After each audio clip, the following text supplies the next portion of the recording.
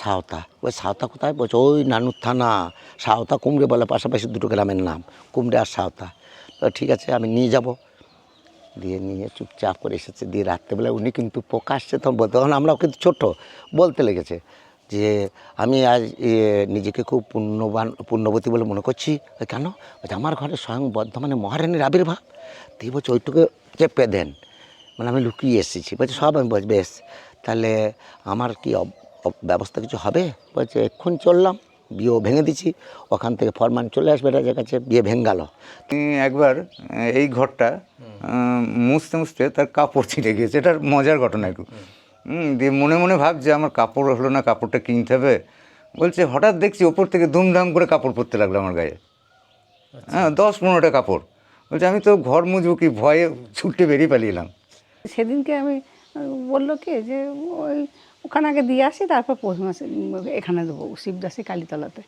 আমাকে মনে হচ্ছে কেউ যেন কাপড় ধরে টানছে।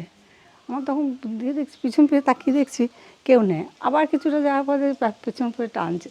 তখন আমি মনে পড়লো যে আমি কালীতলা পেরিয়ে দিয়ে চলে এলাম, আমি তো ও সাগলতে পারলাম না।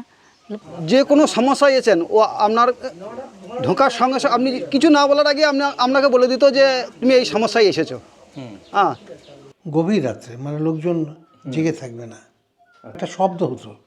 আচ্ছা, এই যেমন আমাদের টিনের চালে ঢেলা বা এইসব পড়লে যেরকম শব্দ হয়, আচ্ছা আচ্ছা, ওরকম করে ঝরঝর করে একটা শব্দ হতো। হাওয়া দিত। আচ্ছা। দিয়ে তখন বোঝা যেত এসে গেছে, উনি এসে গেছেন আর কি। আজ থেকে প্রায় 130 বছর আগের কথা। শিবদাস মাত্র 7 বছর বয়সের একটি ছেলে অকালে চলে যায় এই পৃথিবীর মায়া ত্যাগ করে। বিনা চিকিৎসায় মারা গিয়েছিল সে। একদিন তার মা কিরণ শশীকে স্বপ্নে এসে দেখা দেয়, মা আমি আসব। এবং সে এসেছিল। মারা যাওয়ার কয়েক মাস পরেই সে মায়ের কাছে এসেছিল।